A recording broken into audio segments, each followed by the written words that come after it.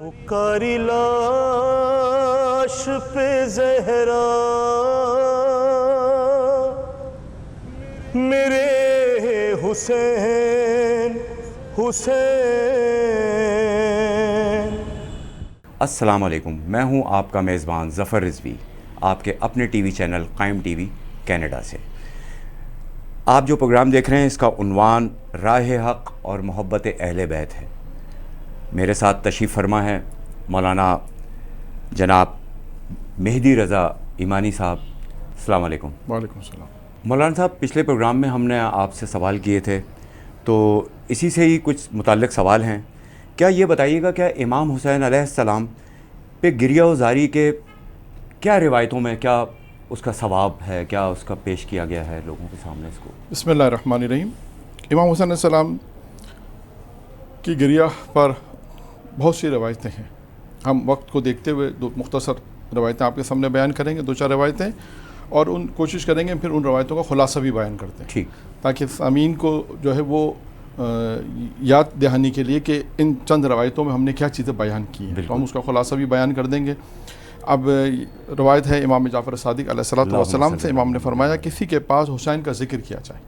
اب امام فرماتے ہیں کسی کے پاس امام حسین علیہ السلام کا ذکر کیا جائے اور آنکھوں سے اشک جاری ہو جائیں، یعنی آنسو جاری ہو جائیں، حتیٰ کہ مکی کے پر کے برابر ہی کیوں نہ ہو، حتیٰ مکی کا جو پر ہے اس کے برابر ہی اگر کیوں نہ ہو، اتنا ہی اگر ہو، تو اس آنسو کا ثواب خدا کے ساتھ ہے۔ یعنی کیا مطلب خدا کے ساتھ ہے؟ یعنی امام فرماتے ہیں یعنی خدا جانتا ہے کہ اس کو کتنا ثواب دینا ہے۔ یعنی اگر کوئی امام حسین علیہ السلام پر آنسو بہاتا ہے، ایک آنسو بھی نکلتا ہے، تو اس کا اجر و ثواب خدا کے پاس ہے، یعنی خدا کے پاس ہے، یعنی خدا اس سے آگاہ ہے۔ جی بالکل، یعنی اب خدا کے پاس ہے، یعنی اس سے اندازہ کریں کتنا اجر و ثواب ہوگا، جو اس کا علم خدا کے پاس ہے۔ پھر امام نے فرمایا، اس کا فرمایا خدا اپنے بندے سے راضی نہیں ہوگا۔ کب تک راضی نہیں ہوگا؟ جب تک اسے وہ جنت میں نہ بھیج دے۔ یعنی دو چیزیں اس روایت کے اندر امام علیہ السلام نے بتائیں، یعنی ایک یہ کہ اس گریہ کی مقدار بھی امام نے بیان کر دی کہ ایک مکھی کے پر کے برابر بھی جتنا ہی کیوں نہ ہو، اگر کوئی مکھی کے پر کے برابر بھی امام حسین السلام پہ اگر آنسو بہاتا ہے، تب یہ آنسو کا اجر و ثواب اللہ کے پاس ہے، اور اس کے بعد کہتا ہے اللہ اس سے راضی نہیں ہوگا جب تک اسے جنت میں نہ پہنچا دے، پروردگار اس سے راضی نہیں ہوگا۔ واہ سبحان اللہ، بہت یہ ایک روایت میں۔ پھر آئیے ایک اور روایت ہے، کامل الزیارت کتاب کا نام ہے، اس میں یہ روایت موجود ہے کہ نگاہ قدرت میں سب سے زیادہ محبوب آنکھ کون سی ہے؟ سوال ہے، اگر کوئی سوال کرے کہ نگاہ قدرت میں سب سے زیادہ محبوب آنکھ کون سی ہے، فرمایا غم حسین میں رونے والی۔ اگر کوئی غم حسین میں آنسو بہاتا ہے تو یہ خدا کی قدرت کی نگاہ میں جو سب سے زیادہ محبوب ہے۔ پھر اس کے بعد فرمایا جو غم حسین میں روتا ہے، اب سنیے، جب جو غم حسین میں روتا ہے جی، تو دو شخصیتیں کیا کرتی؟ کون دو شخصیتیں؟ ایک جناب پیغمبر اسلام حضرت محمد مصطفیٰ صلی اللہ علیہ وسلم، اور ان کی دختر جناب زہرا سلام اللہ علیہا، ان سے یہ کہتے ہیں، اس کو دعا دیتے ہیں، جو امام حسین علیہ السلام میں گریہ کرتا ہے اس کو دعا دیتے ہیں، اور کیا کہتے ہیں اس نے ہمارے، اور کہتے ہیں تو نے ہمارے غم کو اپنا غم سمجھا۔ اب دیکھیں یہ کتنی فضیلت کی مقام ہے، بہت فضیلت کی بات ہے یہ۔ بہت دو شخصیتیں، دونوں معصوم شخصیتیں، جی بہت معصوم۔ وہ کہہ رہی ہیں کہ جو گریہ کرنے والے کو دعا دیتی ہیں اور کہتی ہیں کہ جو تو نے اپنے غم کو ہمارے غم کو اپنا غم سمجھا۔ اس کے بعد ہے قیامت کے دن ہر آنکھ اشبار ہوگی، ہر آنکھ روئے گی، جی بالکل، لیکن غم حسین میں رونے والی جو آنکھیں ہیں وہ خوش ہوں گی۔ جو دنیا کے اندر ایک اجر و ثواب ہے، دنیا میں اور بھی بہت سی روایتیں ہیں اس میں کہ کون سی آنکھیں ہیں جو دنیا میں جو خوشحال ہوں گی، آنکھیں خوش ہوں گی۔ اگر بہت سی روایتیں اس میں مختلف چیزیں ہیں کہ دنیا میں، مثال کے طور پہ ایک روایت میں یہ کہ جن لوگوں نے اپنی آنکھوں کو گناہ نامحرم سے بچایا، آنکھ کا جو آنکھوں سے جو گناہ اس سے اگر بچایا، تو روز قیامت میں وہ آنکھ بھی جو ہے وہ غم نہیں ہوگا، اس آنکھ کو خوش ہوگی، وہ خوش ہوگی۔ اسی طرح اس روایت میں ہے کہ امام حسین علیہ السلام پر اگر جو کوئی گریہ کرتا ہے تو وہ آنکھ بھی جو ہے روز قیامت میں، باقی آنکھیں روئیں گی لیکن جو اس نے غم حسین والی آنکھ ہے وہ خوش ہوگی۔ پھر اس کے بعد روایت میں یہ ہے جو مومن امام حسین پہ گریہ داری کرتا ہے، یہ گریہ اس کے چہرے پر اگر جاری ہو جائے۔ اب دیکھیں بات ایک اسٹیپ اور آگے آ گیا، بالکل ایک اسٹیپ بات اور آ گیا۔ وہ کیا اسٹیپ ہے؟ ایک تو ہے کہ آنکھ کے اندر تک کی بات ہے، اب اسٹیپ آگے آ گیا کیا کہ یہ آنسو اگر چہرے پر جاری ہو جائیں، اس کے چہرے پر جاری ہو جائے تو خداوند عالم جنت میں اسے ایک کمرہ عطا کرے گا، غرفہ، فارسی میں غرفہ کہتے ہیں کمرے کو، سبحان اللہ، غرفہ لکھا ہے، غرفہ یعنی کمرہ عطا کرے گا جس میں وہ ساکن رہے گا۔ پھر دیگر روایت میں بھی ہے जो कोई इमाम हुसैन फरमाते हैं, इमाम हुसैन फरमाते, खुद इमाम हुसैन की रिवायत है, जो कोई मुझे याद करके रोएगा और आंसू जारी होगा, और आंसू जारी हो गए तो खुदा उस सूरत को, यानी उस चेहरे को, उस सूरज को, उस चेहरे को जो आतिश जहन्नम से महफूज रखेगा। सुभान अल्लाह। तो आप देखते जाइए कि इमाम हुसैन सलाम के गिरिया का सवाब भी क्या है, और एक तरफ सवाब बयान किया जा रहा है, एक तरफ आतिश जहन्नम से निजात भी दी जा रही है। ये रवायतें बयान करती हैं। फिर उसके बाद इमाम अलैहिस्सलाम एक और रवायत में फरमाते हैं कि इमाम हुसैन सलाम पे अगर कोई शेर पढ़ता है, रावी फरमाता है कि इमाम ने फरमाया, रावी से कहा कि जब कोई भी शेर पढ़ता है, जो मैंने पहले भी एक सवाल के जवाब में कहा कि बाज़ रवायतों में आया कि इमाम अलैहिस्सलाम जब शायरों को बुलाया और कहा कि शेर पढ़ो, और उस तरह रवायत यहाँ पे भी यही है कि इमाम फरमाते हैं अगर कोई शेर पढ़ता है और 50 अफराद गिरिया करते हैं, यहाँ से शुरू की रवायत, 50 अफराद अगर गिरिया करते हैं तो इमाम फरमाते हैं ये 50 के 50 अफराद जन्नत में। फिर फरमाते हैं 50 नहीं 40, ये भी जन्नत में। 40 नहीं उस महफिल में, 30 हैं, ये भी जन्नत में, जो शेर सुनने का गिरिया कर रहे हैं। हाँ, 30 नहीं 20 भी से भी और कम, 10 अफराद। और फिर इमाम ने फरमाया अगर वो खुद भी गिरिया करे तो उस पर जन्नत हो जाती है, वाजिब हो जाती है, जन्नत में जाएगा। और अगर एक शख्स गिरिया करे वो भी जन्नत में जाएगा। फिर उसके बाद इमाम ने फरमाया अगर कोई हयत, यानी जैसे कहते हैं कि अंजुमन है, हम अगर कोई शेर पढ़ रहा है और कोई अंजुमन है, कोई अफराद अंजुमन में, वो तमाम के अफराद सुन रहे हैं और गिरिया कर रहे हैं, तो कहा कि इन सब के ऊपर जो है वो जन्नत वाजिब हो जाती है और ये सब के सब जन्नत में जाएंगे। तो ये कुछ चंद रवायतें थी जो मैंने आपके सामने बयान की। अब आइए इसका खुलासा मैं आपको बयान करूँ। जी बिल्कुल। कि इस चंद चीज़ों में जो हमने आपके सामने बयान की हैं कि इमाम हुसैन अलैहिस्सलाम पर अगर कोई गिरियाज़ारी करे तो उसका अज्र व सवाब, इन चंद चीज़ों जो मैंने आपके सामने बयान की, इसमें 7 चीज़ें जो परवरदिगार आलम अता कर रहा है। नंबर 1 क्या है? उसका सवाब खुदा को मालूम है। नंबर एक चीज़ जो मैंने आपके सामने बयान की। नंबर 1 क्या हुआ कि उसका सवाब खुदा को मालूम। नंबर 2 खुदा उसे जन्नत में भेजेगा। फिर उसके बाद फरमाया वो आँख महबूब खुदा है। हाँ। तीसरी चीज़ क्या हुई? वो आँख जो महबूब खुदा है, जो इमाम हुसैन सलाम के गिरिया में आँख जो गिरिया करती है।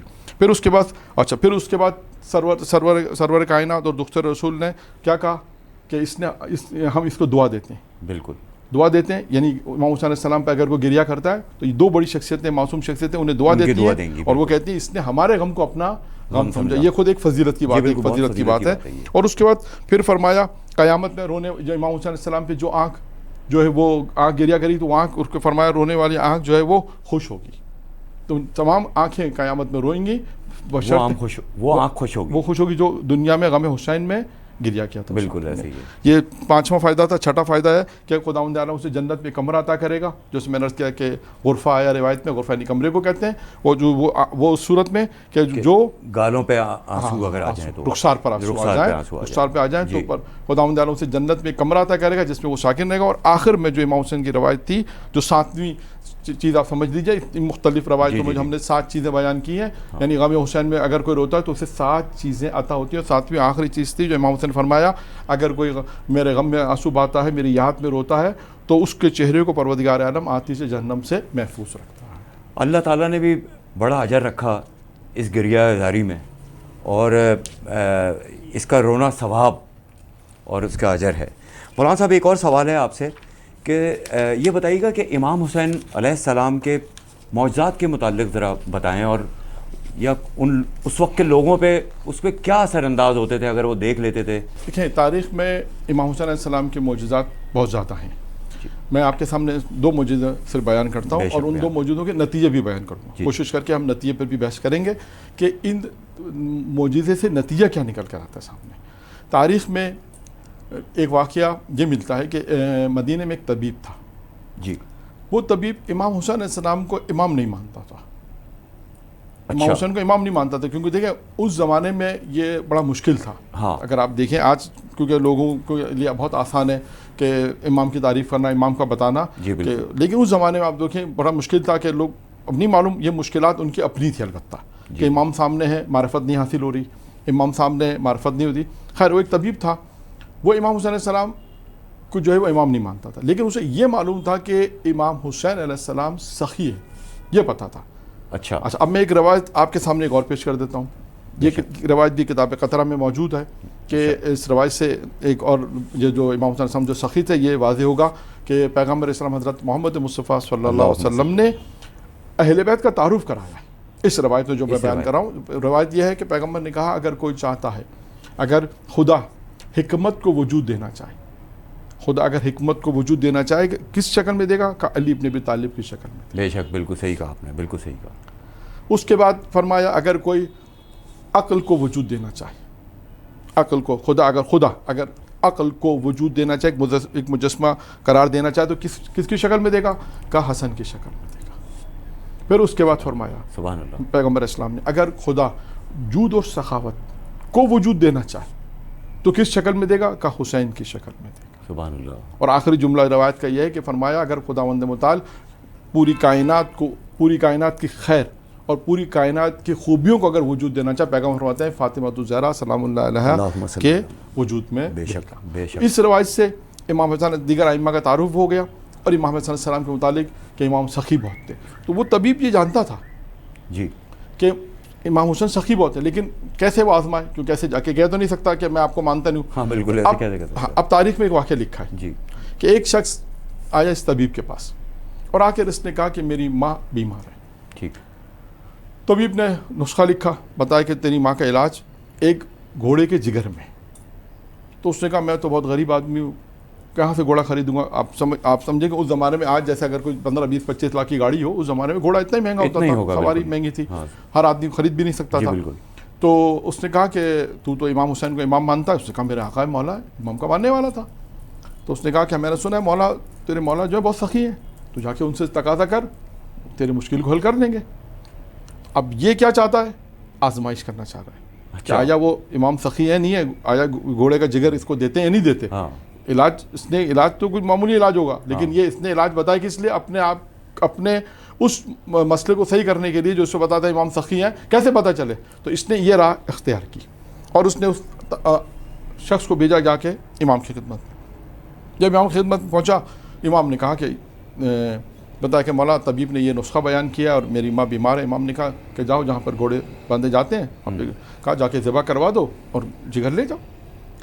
تو وہ شخص پہنچ گیا، گھوڑا ذبح کروایا، جگر لے کے طبیب کی خدمت میں پہنچ گیا۔ جب طبیب کی خدمت میں پہنچا تو طبیب نے کہا کہ گھوڑا کون سے رنگ کا تھا یہ بتاؤ؟ بس اس نے کہا کالے رنگ کا تھا۔ کہا مجھ سے غلطی ہو گئی، سفید رنگ کا ہونا چاہیے تھا۔ پھر بھیجا دوبارہ، امام حسین نے کہا جاؤ پھر ذبح کروا لو سفید رنگ کا گھوڑا۔ پھر وہ دوبارہ آیا، پھر طبیب نے پوچھا کہ گھوڑا سفید رنگ کا تھا، کہاں کا مجھ سے پھر غلطی ہوگی، براؤن رنگ کا ہونا چاہیے۔ اس طرح طبیب مختلف بہانوں کے ذریعے بھیجتا رہا۔ اچھا، ایک روایت میں کہ 7 دفعہ بھیجا، ایک روایت میں کہ 5 دفعہ بھیجا۔ ہم کم از کم والی روایت اگر 5 کو بھی مانے کہ 5 دفعہ امام حسین السلام کے پاس اس نے بھیجا۔ اب اس نے 5 جگر دیکھے، 5 جگر اس کے سامنے آ گئے، بے شک۔ اور دوسری روایت میں مطابق 7 جگر۔ جی۔ اب یہ سارے جگر کو لے کے امام کی خدمت میں آیا۔ اس نے کہا، امام سے کہا کہ جو جیسا میں نے آپ کے متعلق سن رکھا تھا کہ آپ بہت سخی ہیں، آج مجھے یقین ہو گیا اور میں آپ پر ایمان لاتا ہوں، یعنی میں آپ کو اپنا امام تسلیم کرتا ہوں۔ اب سنیے امام کا جواب۔